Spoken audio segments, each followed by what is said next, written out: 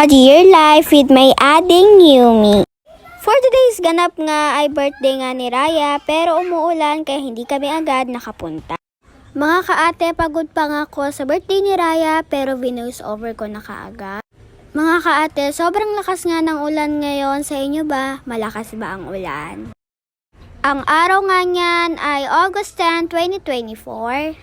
May mga laro pa nga doon na karing-karing at basag ba nga pero hindi po tayo sumali. Natawa na lang tayo dyan dahil parang hindi kami makakapunta sa lakas ng ulan.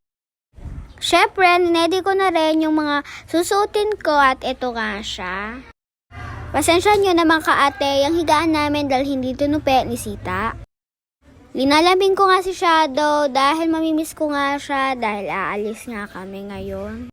Bukod pa doon, nanonood nga pala kami dyan ng Eat Bulaga.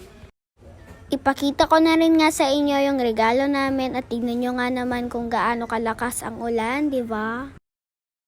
Kung kayo pa kakayanin nyo po bang yumahin yung nakasingle lang?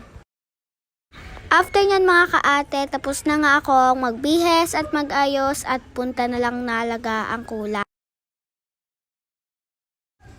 At dito na nga kami sa birthday ni Raya. Umulan nga rin dito kaya pitak-pitak.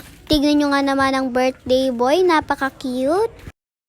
At syempre sa birthday hindi mawawala ang video, okay? Ayan ay nagsusumpong na ang Raya Putput.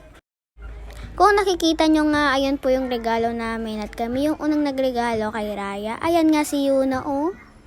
Ipakita ko na rin sa inyo yung tarpaulin ni Raya na napaka-cute. Montage na!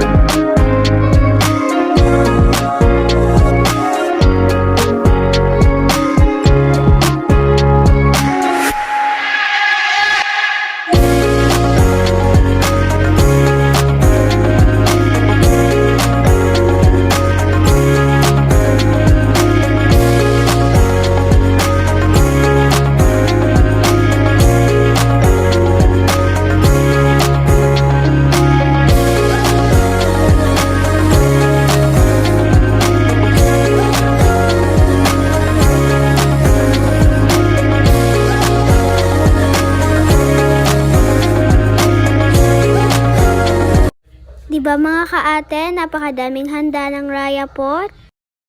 At syempre, di mawawala, nakakantahan natin ang